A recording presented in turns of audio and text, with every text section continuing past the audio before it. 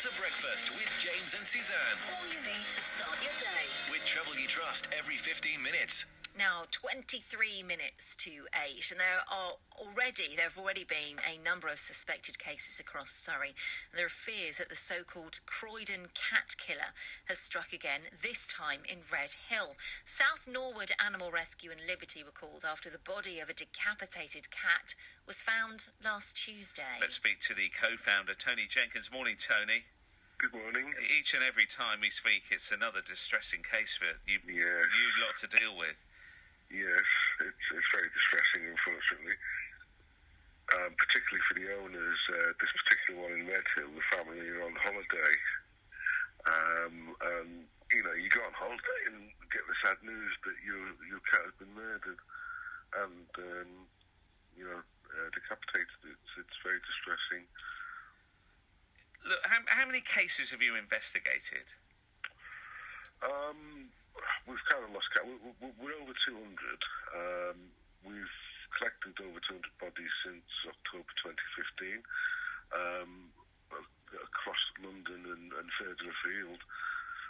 And that figure includes about 25 foxes that have had very, very identical injuries to the cat. Why are these all being linked, Tony? We're linking them. We've had 40 animals post-mortem across 2 vets with forensic experience, and they believe that it's most likely to be the same person by the type of injuries sustained. And we're seeing the same thing on each animal that we collect. So for the moment, we do think it's one person, but there could be someone else doing it. We're not certain. We've got no real proof that it's another person. Amongst all the cases that have been post-mortem, we've had cases in Manchester and Birmingham. And, when those cases happened, there wasn't one in the London area a day outside. So quite plausibly someone has, travelled up to Manchester, Birmingham, etc., killed a cat and then come back to the London area and carried on. It's just horrifying. I mean, I've got 2 cats myself, and I can't imagine why anyone would want to do this. Have you got any idea why this is happening? No, it's quite clearly a deranged psychopath, probably with sociopathic tendencies, because he seems to enjoy putting the animals on display for the owners to find, or general public. So you can't have much empathy for humans if that's what he's doing. And what's the advice then to cat owners? Because cats being cats, you can't keep them in. They like to go outside, don't they? I know, it's very difficult. I mean, what we say is really, try and keep your cats in, particularly overnight. The vast majority of the attacks happen overnight. Let them out under supervision when you're at home.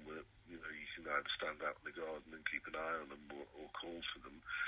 It is very difficult, but that's the only sort of sensible advice we can give, really, is to, if possible, keep your cats indoors. Get some toys for them, scratch pole, things like that. We're at a loss to say what else people can do, really.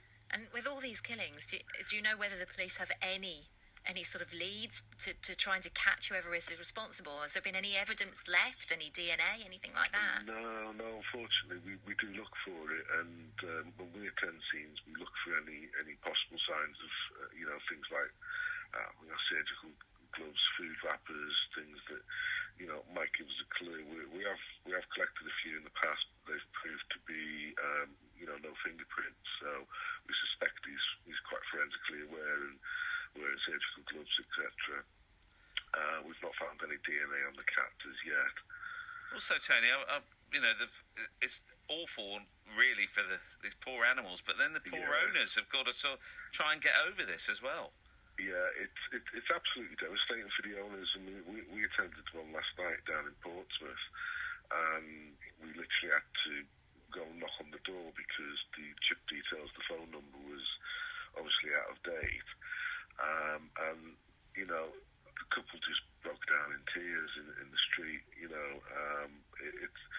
To some people, say, oh, it's only a cat, but actually the majority of the owners, it's not just a cat, it's a member of the family. It's like losing a child, and it's absolutely devastating and heartbreaking for people to have to go through this. And you know, we've got to catch this person because he's wreaking havoc and destroying families up and down the country.